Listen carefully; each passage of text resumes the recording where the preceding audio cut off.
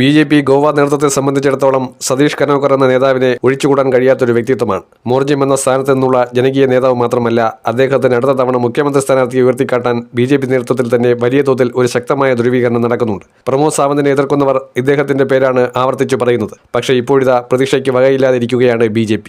അവരുടെ ഏറ്റവും ശക്തമായിട്ടുള്ള തുറുപ്പ് ചീട്ടുകളിൽ ഒരാളായിട്ടുള്ള സതീഷ് കനോക്കർ കോൺഗ്രസിലേക്ക് ചേർന്നിരിക്കുകയാണ്. ഒപ്പം അനുയായികളായ നൂറുകണക്കിന് പേരെയും ചേർത്തുകൊണ്ട്, അതും പ്രാദേശിക പഞ്ചായത്ത് മെമ്പേഴ്സ് ഉൾപ്പെടെ അതിനകത്ത് വരുന്നു എന്നാണ് ഇപ്പോഴത്തെ റിപ്പോർട്ടുകൾ. ഇങ്ങനെ വന്നാൽ തീർച്ചയായും ഗോവയിൽ കോൺഗ്രസ് അധികാരം പരിപൂർണമായി പിടിച്ചെടുക്കാനുള്ള എല്ലാ സാഹചര്യവുമുണ്ട്. നിലവിൽ കോൺഗ്രസിന് ഭരണമില്ല എന്നുള്ളത് ശരി തന്നെയാണ്. പ്രമോദ് സാവന്താണ് മുഖ്യമന്ത്രി. പക്ഷേ 2027 തുടക്കത്തിൽ നടക്കാൻ പോകുന്ന നിയമസഭാ തെരഞ്ഞെടുപ്പിൽ ഇനി ഗോവയിൽ BJPയുടെ ഒരു അടവ് നയവും നടക്കില്ല എന്നുള്ളത് ഉറപ്പിച്ചിരിക്കുകയാണ്. സതീഷ് കനോക്കർ കോൺഗ്രസിന്റെ അംഗത്വം സ്വീകരിച്ച് പറഞ്ഞ ഒരു കാര്യം, BJPയുടെ അടിത്തറ ഗോവയിൽ ഇളകിക്കഴിഞ്ഞിരിക്കും. ഇനി തെരഞ്ഞെടുപ്പ് റിസൾട്ടിന് വേണ്ടി മാത്രം കാത്തിരുന്നാൽ മതി എന്നുള്ളതാണ്. തനിക്ക് കോൺഗ്രസ് യാതൊരുവിധ ആനുകൂല്യങ്ങളും തന്നില്ലെങ്കിലും താൻ BJPയുടെ അന്തകനായി പ്രവർത്തിക്കാൻ തന്നെയാണ് തീരുമാനിച്ചിരിക്കുന്നത് എന്നാണ് സതീഷ് കനോക്കർ പറഞ്ഞിരിക്കുന്നത്. 2027 നിയമസഭാ തെരഞ്ഞെടുപ്പ് എത്രത്തോളം പ്രാധാന്യമുള്ളതാണ്.